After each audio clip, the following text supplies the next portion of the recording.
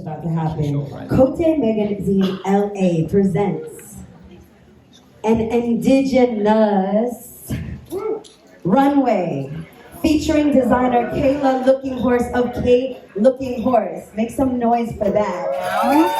I can, because I was thinking, yeah, if we could have people start getting ready before 2 o'clock, I think it would be. I'd like to introduce myself in my language, which is Lakota. Hamadaki api, la apetuki, iuha chante washte na pe chiuzapi. Wayankila shunkawanka iute imanchi api. I greet you all with a warm, heartfelt handshake. My name is Wayankila Looking Horse. I am a member of the Standing Rock Sioux tribe. I am Hunkpapa Lakota Dakota. My journey started when I was younger. I would look at sewing as something that I wanted to do when I got older, and over the course of the years, I developed my skills into sewing, quill work, beadwork. At a young age, I've always had a niche for picking up an art, and my first art was quill working. My mother was a quill worker, and she would go around having workshops and teaching, and I would just attend. And she didn't actually put me down to teach me what quill working was. I paid attention, watched her, and she said all of a sudden I was able to just quill work, and I was really fast. I was engaged in it, and a lot of the things that I used to make, I haven't made in years. I started making quilled moccasins, quilled pipe bags, quilled bracelets, and a lot of the quilled medicine wheels as I was young, like 10, maybe 10 to 13. And after that, my mother also sewed. She gave me a sewing machine and she said, okay, here you go. It's time to start sewing for yourself. They have a manual. There's all kinds of videos. I took every opportunity to learn and hone in on my skills. And sewing has always just been a positive influence in my life. As far as beading, my Auntie Tracy, she taught me to bead. She was a master bead worker. A lot of the techniques she used, she would show me step by step on how to do these, or just would pay attention. And I want to say in the past decade that I've really been diligently working toward building a brand. Where I see myself now as a Native American designer, I feel like I am distinctively different. And I have taken a lot of my teachings of traditional garments and have recreated a lot of them to have a contemporary edge. It's directly intertwined with culture because our modern wear was adorned in quill work, in shells, in elk's teeth, and it showed the status of who you were in your community by the amount of pieces that you had on a dress. I have a great-great-grandmother, Wambly Luta, Red Eagle, also known as Martha Bad Warrior. She was the first woman keeper of the sacred white buffalo calf pipe.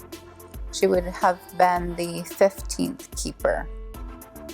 She had a full elk's teeth dress that I intend to recreate, and I wanted to recreate that because it brings homage to my family, and I wanted to show that I honor them in remembering who they were and speaking about how much they have impacted our history in a positive way. Currently, my Uncle Orville Looking Horse is a 19th generation keeper of the sacred white buffalo calf pipe. He received a Nobel Peace Prize for World Peace and Prayer Day, which is held every year on the summer solstice. The message behind World Peace and Prayer Day is all faiths, all religion, one prayer. That philosophy was adopted by the Ross School here on Long Island, and they share what the message is of planting the peace pole. This dress is going to be called Red Eagle Woman. named after Wambli Luta, my great-great-grandmother. I will be putting that into manufacturing to create a contemporary inspiration from it. Hi.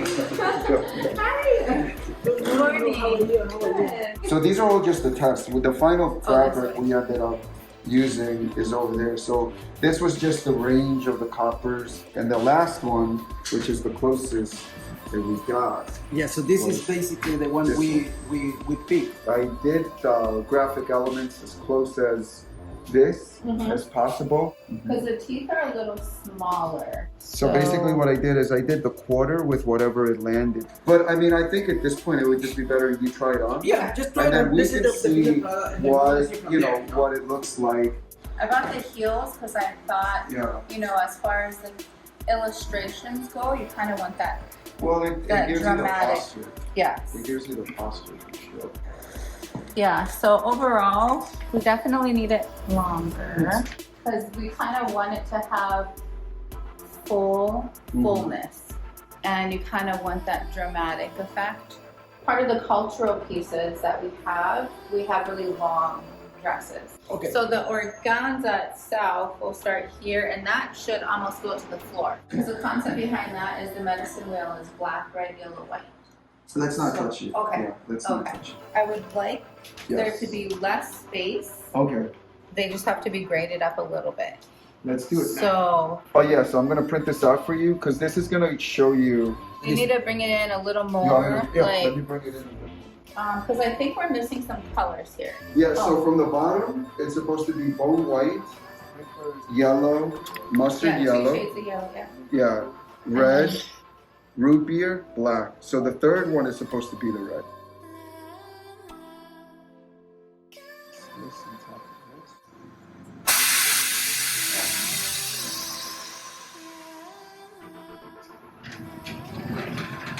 So you see, this is the way it would print, but now you're going to see the difference on what it looks like on the organza. I think we nailed it on the green. Check. The denim looks good. The root beer definitely looks It looks more, that yeah, it pipe doesn't look stone. muddy. If you need me for anything, Sounds good. just let me know. I can I'll run up here. Sounds good. All right. Awesome. All right, you guys, see you later. Thank Have you a so good much. day.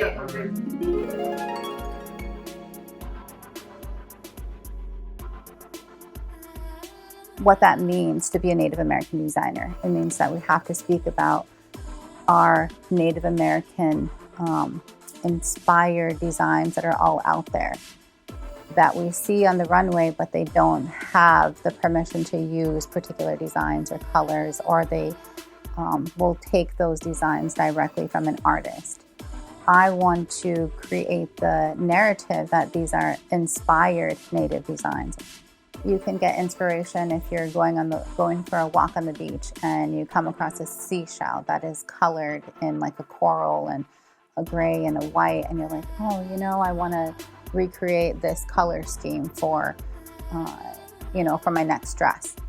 And a lot of the geometric designs that I particularly do are more Lakota designs, Midwest, and a lot of our designs kind of came from the plains where from a distance you would see hills, and where you see those designs that look like mounds.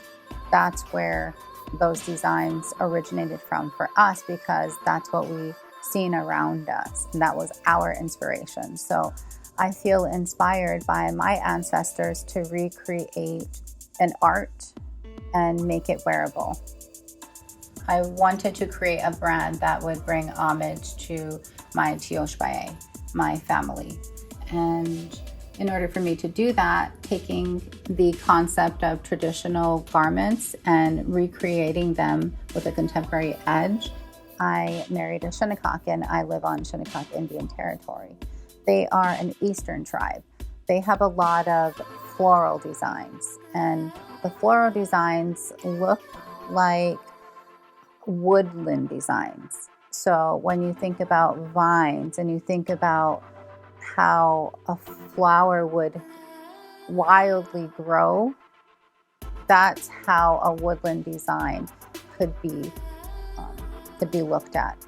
and they take the actual colors of the blue, they'll painting like blueberries. You can see a lot, if you go berry picking, there's a lot of berries around here. They take that berry and they beat it into their regalia, or they beat it, or they sew it onto their dress. So I just want to share that I had my first fashion show in LA, and I was so excited. I felt like I was in work mode, mommy mode, because I made it into a mini vacation for my whole family. She will be showcasing her newest collection. Okay, and then they're doing their hair over there. See how her hair is already done? Yeah, kind of like a natural look. Oh, this is my friend Casey. She's going to help me with the graphics. She made me some t-shirts so that way we can give them to the models. And she's going to do my my jean jacket dress. You can take that to the steam room and steam it. Where's Lolly? Could you help, you know the hair and makeup things over there? Could you help Lakeisha maybe hold the fringe? Yeah. We will rise as one. The people say we will rise as one. Let them hear it, baby. Let them hear your name. Let them hear it, baby. Let them hear your name. Let them hear your name. Let them hear your name. Let them hear your name.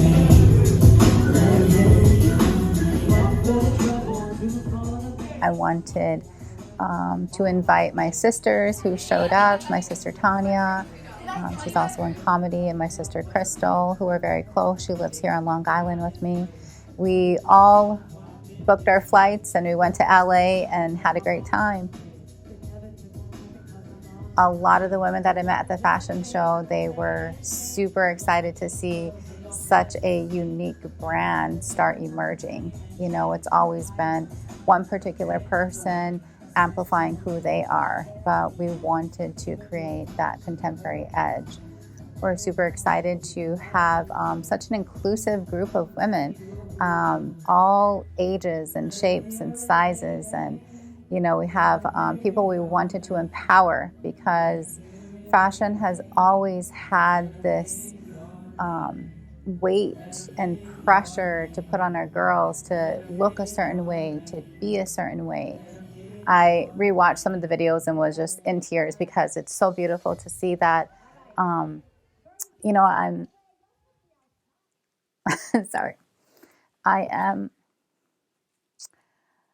I feel like I'm getting emotional because in my journey, I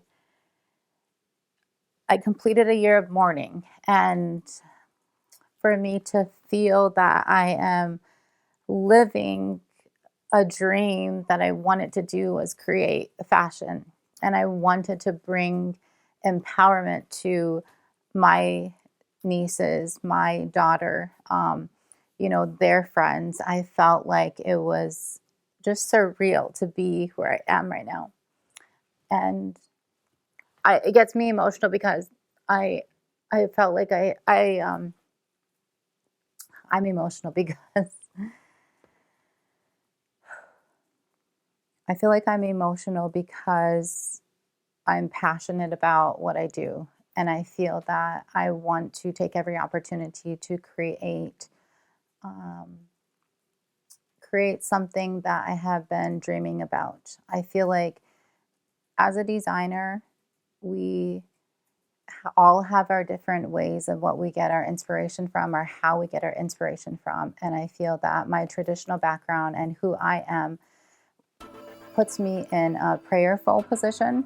So for me to start something, I have to first, I pray about it, and I take that time to think about what it is that I want to share. So for me, wearable art is more than art. It's culture, it's tradition. And I always make sure that if I'm going to put something out there, that it's going to be, if I put something out there, it's going to be appropriate and it's going to be correct. So a lot of times I will I feel like I'm the curator of my dreams. I dream designs and then I create them. And I just wanted to share that with everybody.